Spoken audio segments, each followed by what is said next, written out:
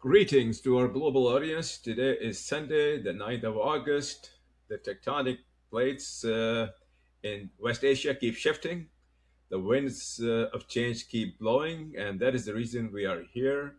If you like what we do, please hit the subscribe and like button. Go to Substack and become a paid member so we deliver these security briefs inside your mailbox twice a week now.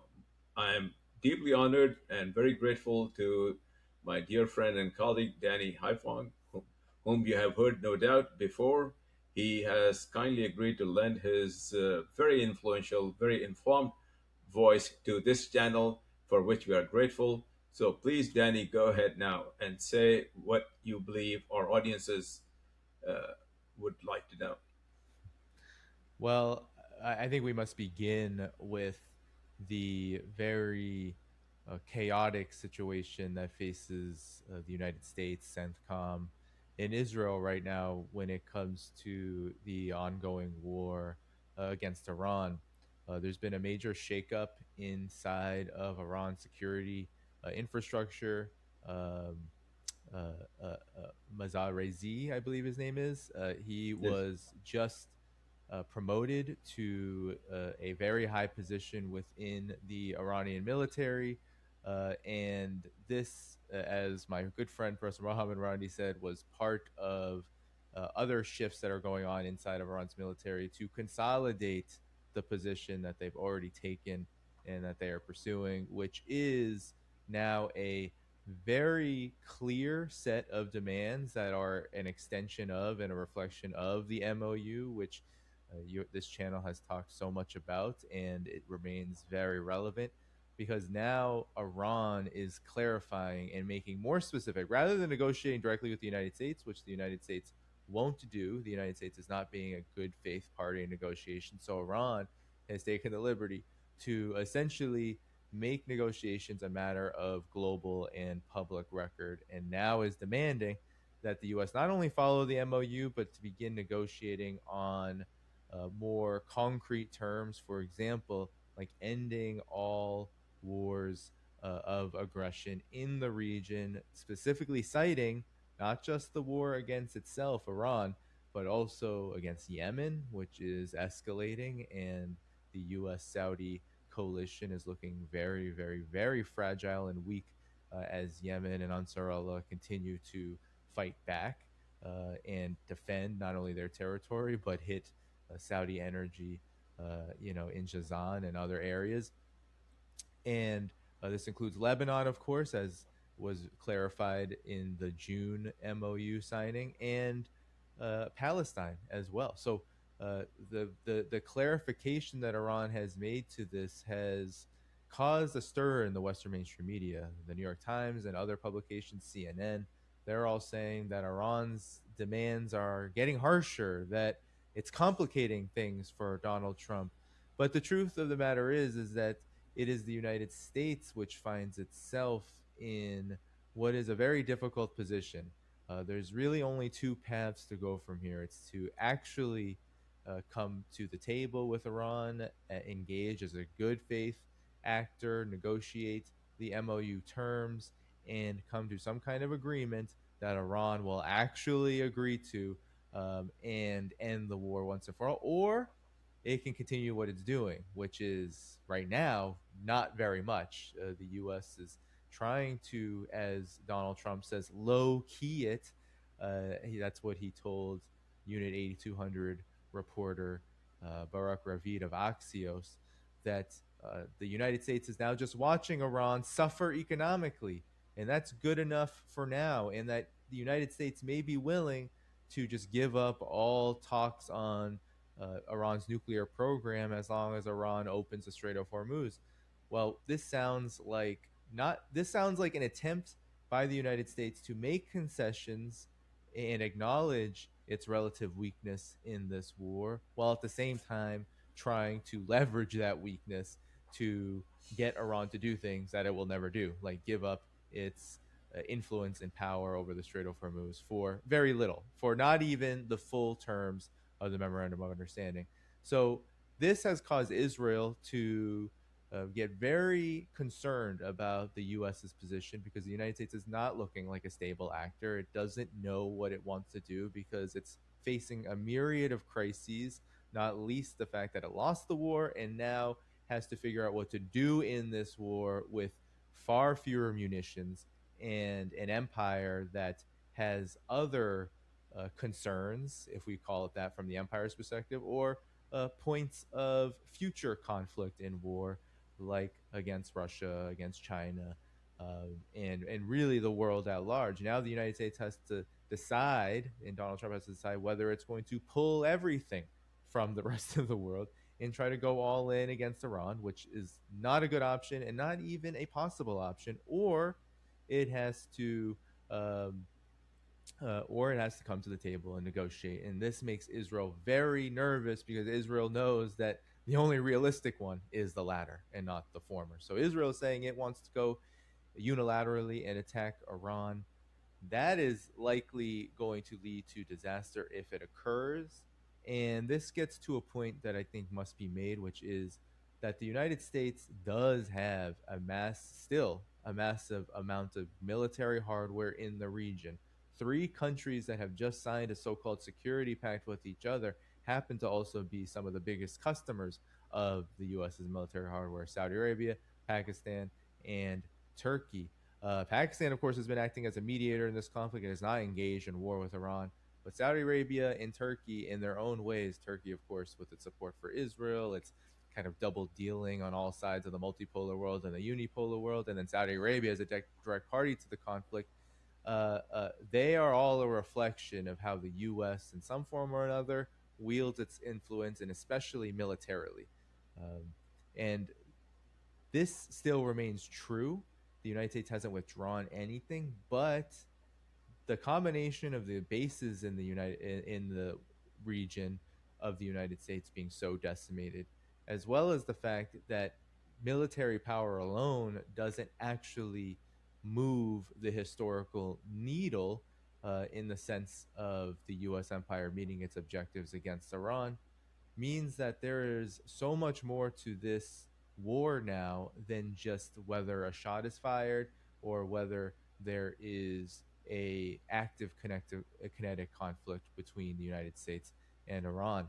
Right now, the war is being actually consolidated and engaged in from the standpoint of uh, probably where it matters most, which is the very flow of commerce worldwide, which is the question that really is at the heart of the US empire always, whether we look at the petrodollar, whether we look at the dominance of the US's financial system, the banks, its big monopolies all around the world, the richest people in the world who profit so much off of war and war contractors and federal contracts for those weapons manufacturers.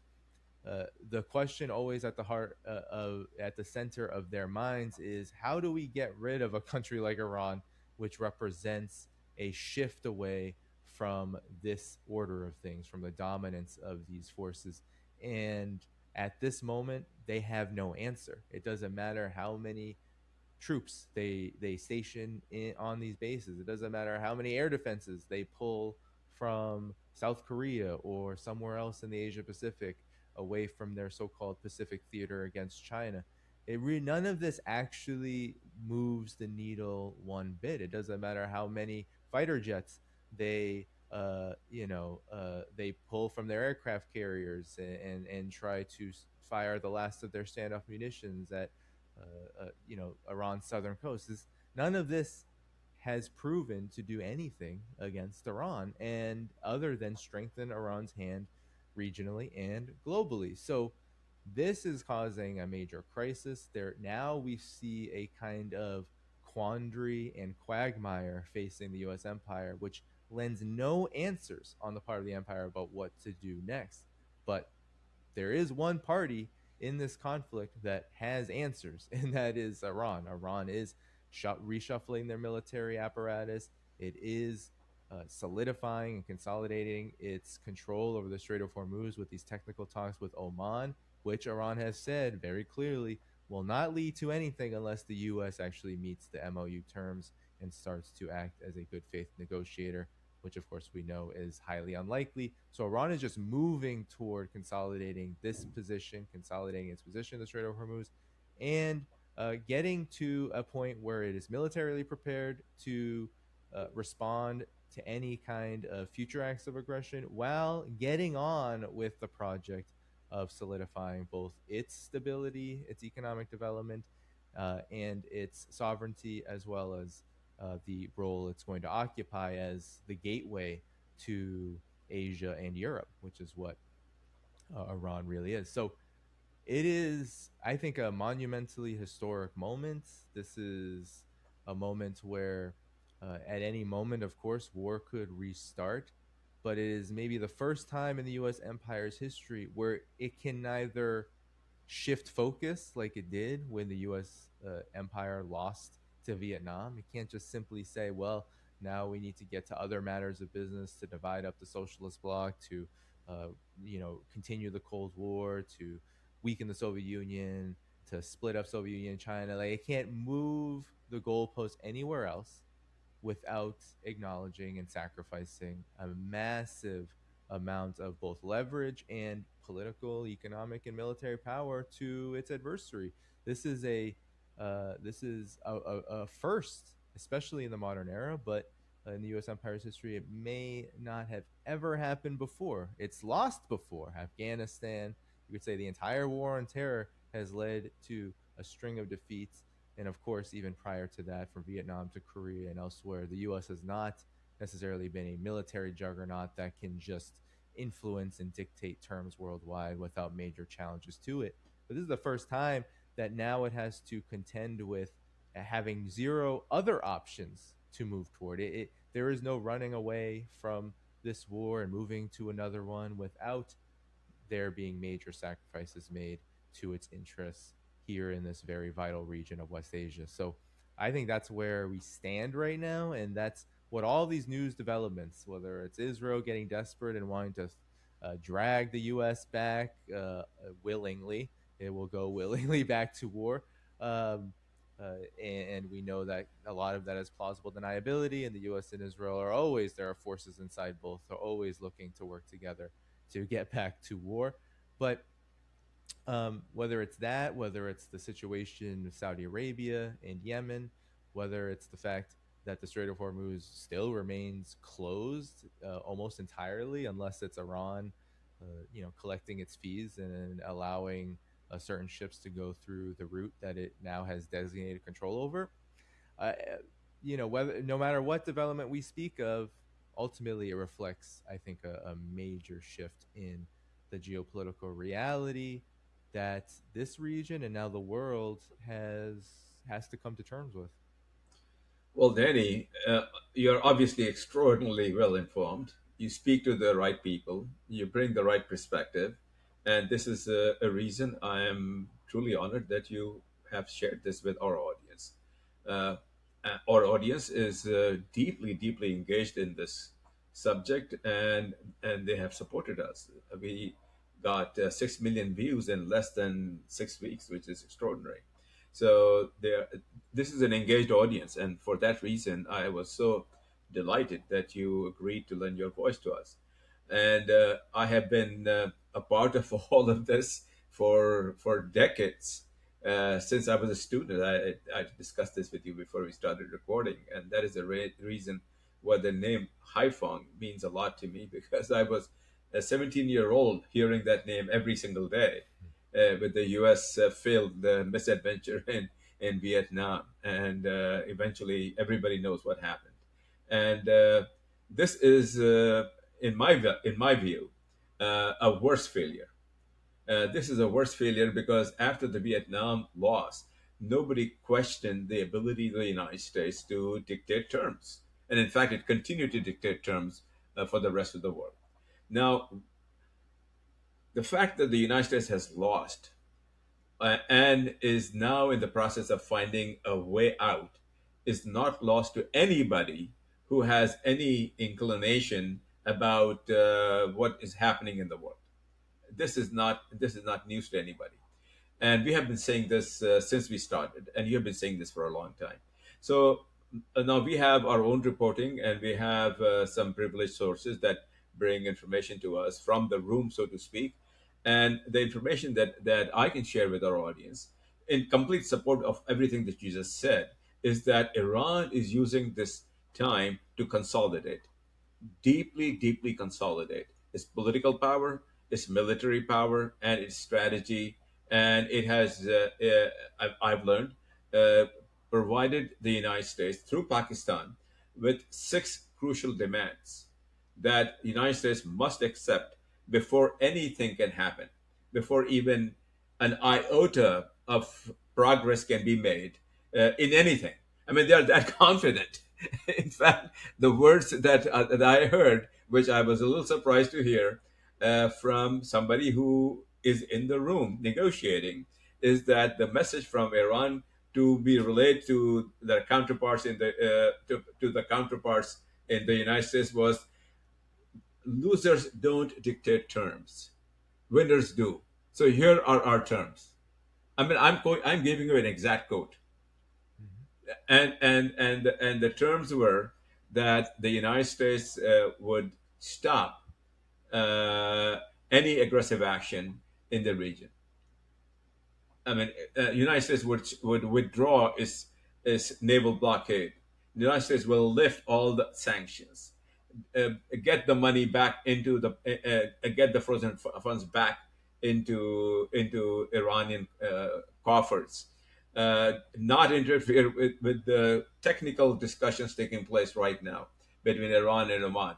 And these are preconditions, not even conditions, preconditions before Iran would lift the blockade that it has on the Strait of Hormuz, and before Iran will allow a passage of tankers. If not, we can everybody can see what is happening to tankers that Iran doesn't want to go through. Now, in the meantime, tankers from friendly nations are going through. In fact, in the last 24 hours, two super tankers from designated to Pakistan with Pakistan flag have gone through. So it is a very difficult position that Trump finds himself in. He is cornered. He is not making his stupid bullshit remarks that he is used to making. And from my understanding is that there is active negotiations going on with Pakistan as the intermediary. Again, a slap in the face of for Mr. Trump, because he did not want Pakistan for reasons he can best explain, which we don't know what they are. I don't think he even knows. And he wanted to go through Oman and Qatar because maybe they were easy pushovers. But Iran insisted that no, no, no, no, no, no, no. We are going to talk about the MOU in Islamabad. We're going to talk about our conditions that you already agreed. However, we now have preconditions. So Yeah. this is where we stand. And in the meantime, Iran rearms itself. In the meantime, Iran gets more stronger. And another thing that I want all of our audiences to know is that Pakistan and Turkey will never, never, never attack Iran. Never. It's not going to happen. It is not going to happen. Iran and Pakistan are closer together than they have been in 50 years. Many, many, many agreements have taken place in the last 1 month. I am privileged to know those. I am not privileged to discuss them yet, but we will. And I've already said that discreetly, China relies upon Pakistan to provide technical assistance to Iran in the integration of world-class Beidou system, far superior than the GPS, far superior, and gives Iran extraordinary precision in its missile capability.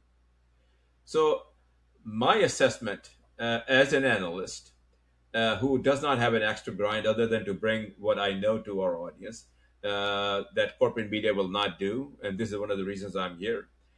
Independent media, other than very limited access, and you have one of those privileged accesses, do not have much access, is that this is going to end soon with Iran on the top. There's no question about that. And when that happens, another point that we have made on this channel is that the decline of the petrodollar. I have been involved personally involved in the execution of the second half of the petrodollar regime, which is to plow the petrodollars back into the United States, selling, in my assessment, useless junk to the Saudis that they had no idea how to use, but resulted in billions and billions of dollars coming back to the United States. I was not proud of that experience. I was a very young man, uh, early 20s, heady with the knowledge that I was traveling with the secretaries of state and secretaries of treasury to Saudi Arabia, meeting with kings and princes, blah blah blah, giving expertise to why they needed the systems, which they didn't. Uh, but that's how I know about it, and I am happy to say that I'm seeing the collapse of that right now. Now, this collapse might take years, it might take months, but there is no question it's going to happen. And again, our audience deserves to know this because they can prepare for that. So the result of all that is that the United States position in the world will be diminished. It is already diminished. China's position will be enhanced. China, I do not believe, is going to become a hegemon, and Iran and Pakistan have emerged as the regional powers. And the world in that region is going to consolidate in that direction, and you already see that happen. Turkey and Saudi Arabia joining up to this defense agreement is a major thing. Nobody could have predicted this 2 years ago, and they are major powers. So the message to the audience is that please watch what we are doing on this channel, what Danny is doing in this channel. We are very honored, very privileged because we have access to some information that we bring to you after verifying that it is in fact the way things are, and without applying any judgment to it, without applying any varnish to that. It's unvarnished truth, and it is to for the purpose that we want you to have the truth that you don't get from corporate media. You do not get that because they have their own axe to grind. So the people who listen to us, we are very grateful to you for listening to us. We bring you the facts as we know it, and facts as they develop, perhaps 2 days, 3 days, maybe sometimes a week before you begin to hear about it. And the world, no doubt, is going to be a different world, in my view, a better world. Back to you, Dan. Hmm. Yeah, well, your point about we know what happens to tankers when Iran or when Iran doesn't want them to sail through. That's been happening for the last 10 days, where Iran has been striking tankers every single time they try, likely almost almost guaranteed with U.S. support. This idea that they're going to, whether it's turn off their transponders or try to go dark and move through the Strait of Hormuz through the so-called Omani corridor. Well, they've been getting hit over and over and over again.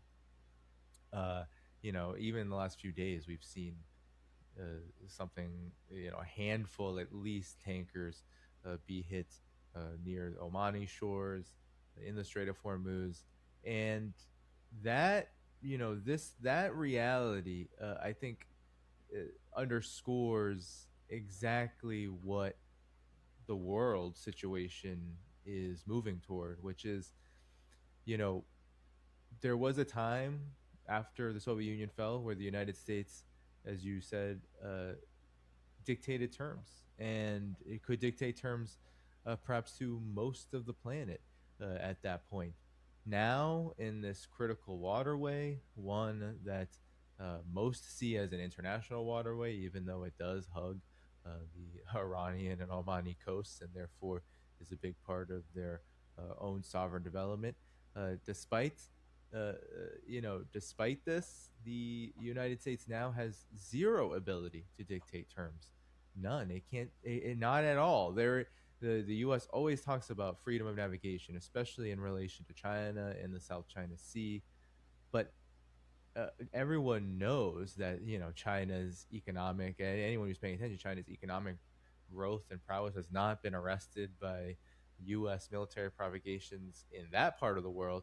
Now, with this war in Iran, it's more even more glaringly clear that the United States, even when it throws everything it has at a country, can't force that country to do what it wants. And this is what I believe we're going to see from here on forward. Like this dynamic doesn't change unless reality gets flipped on its head, and we're just not there. And I think it demonstrates how complex relations are in terms of geopolitics, because Donald Trump in recent weeks has been boasting about Venezuela and the victory there, and that was a major setback for that part of the world, and we are seeing the consequences of that every single day as Venezuela becomes closer to the United States.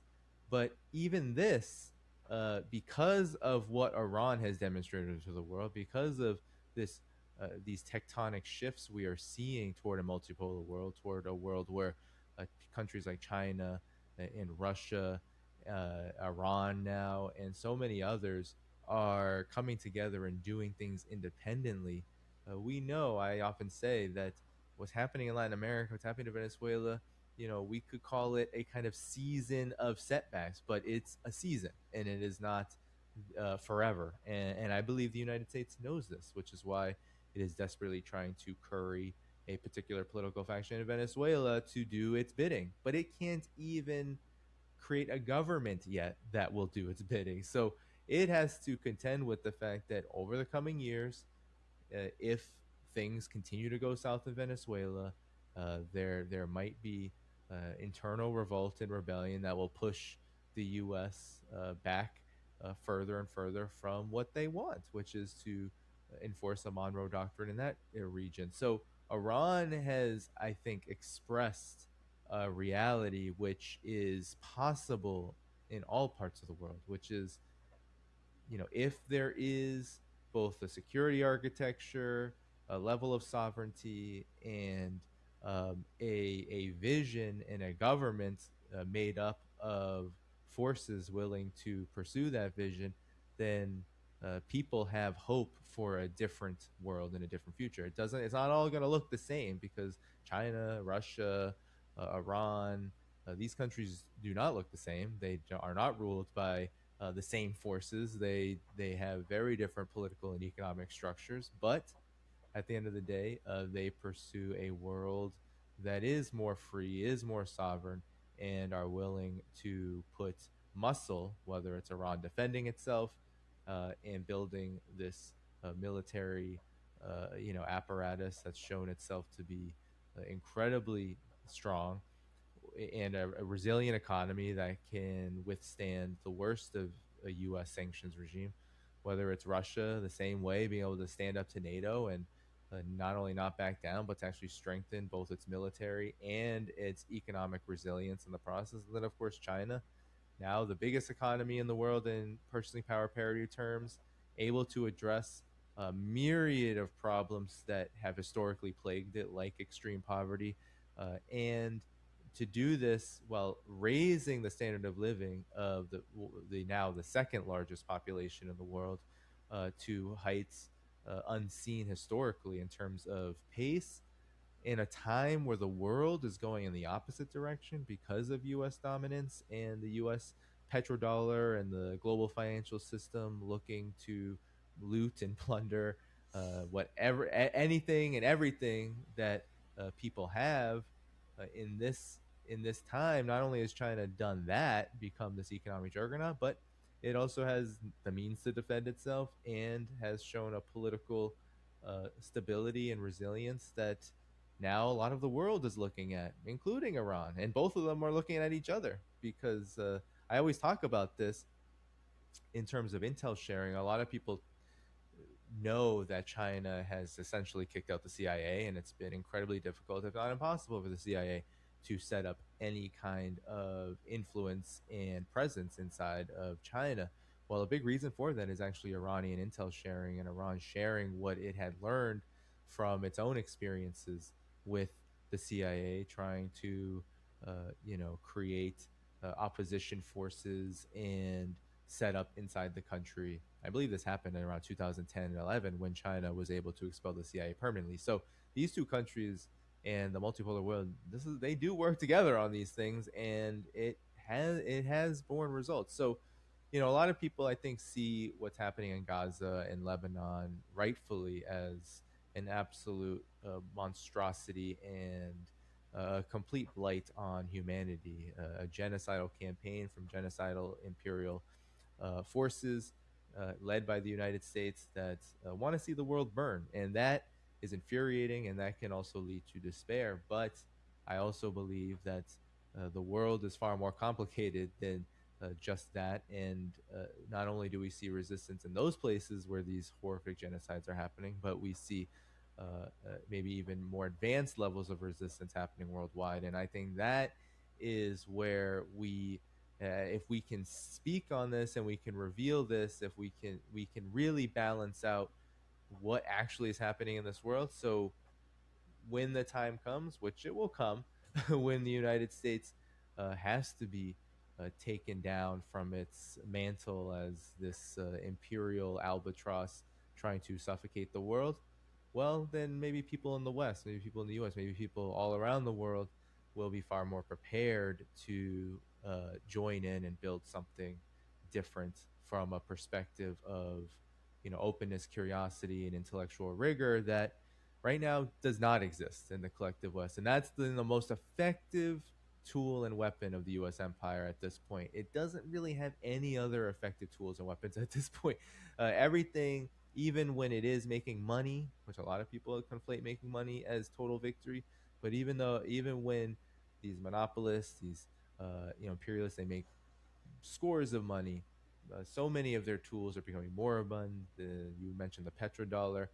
That's also seeing some of its worst days in terms of its future. But uh, the I think the big thing here is that the United States right now, what it can only rely on is controlling the narrative, is ensuring that people do not have access to different kinds of information, that they are propagandized from the perspective of warmongers, neocons, elites who would rather see the world burn than to relinquish even a modicum of their control over the affairs and destinies of billions of people worldwide. So that's it. Right now, we are really coming up against what I think is going to be a historic confrontation, which is the truth versus the lies, and the truth versus the people, masses of people who have the truth at their side, and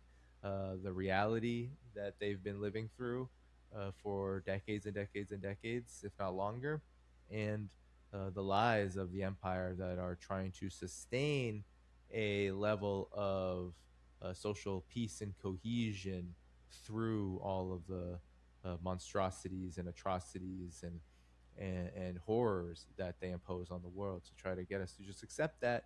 And I think despair is a big part of that. If we despair, if we say, "Yeah, this is too much. They're too powerful," then we give up any chance to participate in this changing world. So I guess that's one message I would like to communicate to people is that I think what we're seeing worldwide opens up so many opportunities for a more peaceful and better world, and the only way to engage more in it is to understand it and not succumb to not succumb to the despair or any other kind of conclusions made emotionally, politically, intellectually that hold us back from that, even though it's human. It's just human to feel horrible and to go through just absolute um, pain and suffering from seeing other people pain and suffer, go through pain and suffer. That's normal.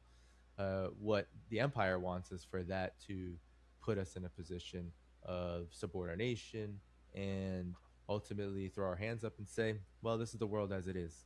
But hopefully more and more as we talk about these wars, as we understand them better, the roots, who's pulling the levers, how people in nations are moving toward a different kind of reality, then hopefully more and more people worldwide, and especially in the combined West, in the U.S.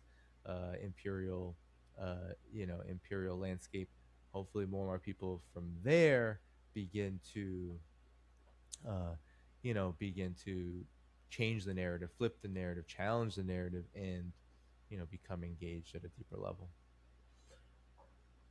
Extraordinarily well said, Danny. Extraordinarily well said. I will just put a small little summary further behind, in support of what you just said. I had Vijay Prasad with me a couple of days ago, and Vijay is a keen observer of all what the United States has done. He's the head of Tricontinental Institute, located in three different continents, and has studied deeply the role of the United States and its evil influence in shaping and misdirecting progress everywhere, basically everywhere. And difficult for me to say. I live in the United States. I love the United States people. I love everything here. Otherwise, I wouldn't be here, except the government.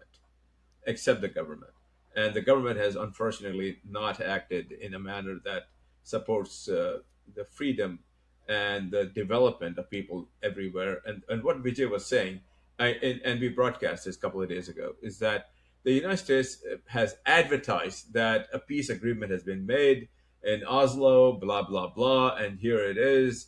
And everything is hunky dory from now onwards, and that has not been the case. In fact, there was no peace agreement. Uh, Terms were always dictated to everybody.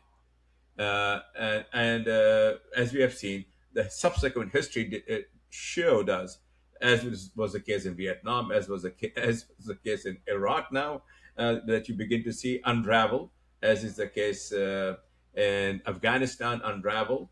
And now in Iran, where Iran is out front dictating the terms. The US has nothing to say about the terms. And I said this a little earlier. I'll repeat this because it's so significant. And I heard this from somebody who actually was involved in the communication that took place between the Iran mediator Pakistan and the United States, Washington. People close to J.D. Vance and people close to Marco Rubio, they are involved with these negotiations. Not Kushner, because the Iranians said we will have nothing to say to you if Kushner and Witkoff are around. We will talk, let them talk to each other. We have nothing to say to them. So I mean, a big insult one more time to Taco Trump. In any case, the message was, uh, don't try to dictate terms to us. Losers don't dictate terms. It was a very big thing.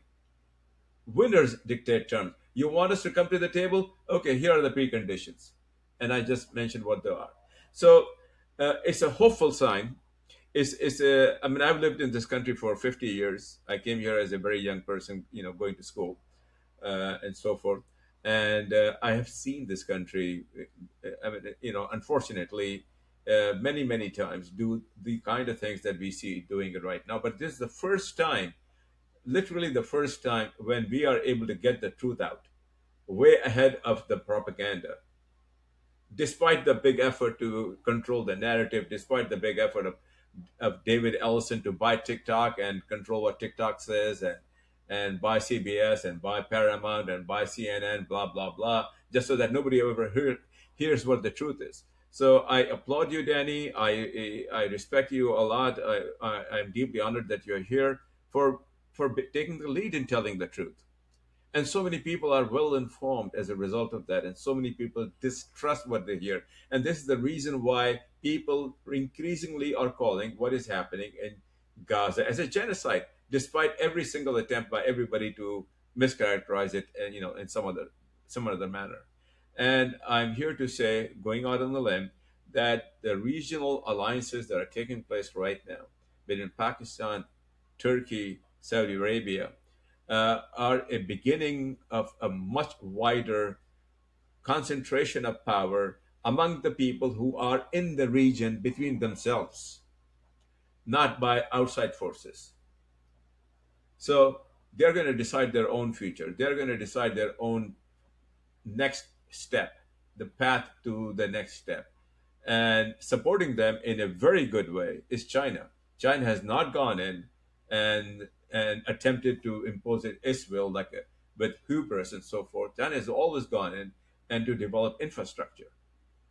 So China believes in collective security, and that is what is taking place. And this is a geopolitical shift, geopolitical change in direction, and we are happy to bring it to our audience, and we are happy to bring it with the informed voices, deeply analytical, such as that of Danny Haiphong. So thank you, Danny. If you like what we do, please hit the subscribe button, please hit the like button, please go to our Substack channel, become a paid member, and we will deliver this to you inside of your mailbox every twice a week. Go subscribe to Danny Haiphong, very, very deeply informed voice, very authoritative voice, and that is the reason he's here. Danny, you want to say anything in closing? Sure. No. Well, I really appreciate all of that, and to just say in closing that in addition to all that you just said, we can look at those expanded demands, or maybe we should say clarified demands of Iran to the United States, especially on an end to all of the wars of aggression being waged right now, clearly naming Palestine, Yemen, Lebanon, Iraq. We can go on, and of course itself. Uh, that that is a byproduct now of a historically unprecedented step for the world movement that we've seen over decades and decades and decades for real and genuine freedom and liberation for people that have experienced the horrors for generations of what it means for the U.S. or any other colonial imperial entity to come in and try to dictate terms and just essentially destroy the lives and the livelihoods and the countries of of theirs. So that this is unprecedented. We haven't seen a country and a people be able to stand up like this militarily and then go and say, no, we are the authority that is standing up for and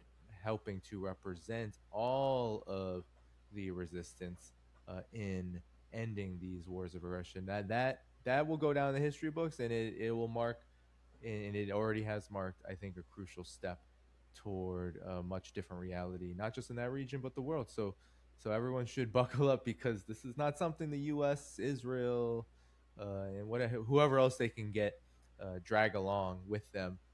It's not something that they love to see. So we're in for a I think we're in for a bumpy ride, but one that I think the art where the arc bends toward something a lot better than what exists right now. And we can say confidently that Taco Trump has no ability to change that direction, because Iran has demonstrated now over months, that the Strait of Hormuz will remain closed, absolutely closed, unless these demands are met, and the world cannot afford much more of that, because the Strategic Petroleum Reserve is down to its lowest and is going to be nearly exhausted in a couple of weeks. And the rest of the world, obviously, is already exhausted. So whether Mr. Trump wants to accept those terms or not, it is our belief, it is our judgment that he is going to have no choice other than to say yes, yes, yes to those Iranian demands. And when the time arrives, this will be the first time in recent history after the Second World War that the US has been humiliated into accepting terms that it did not want, accepting a resolution that has been literally shoved down its throat. And that'll be a good outcome for the world. Hmm. Yeah, well said. Appreciate having me on. Thank you so much. I'm so grateful and so honored that you're here, Danny. Thank you. I'm going to hit the stop button. You're going to be uploaded in a second. Danny, I asked for your WhatsApp because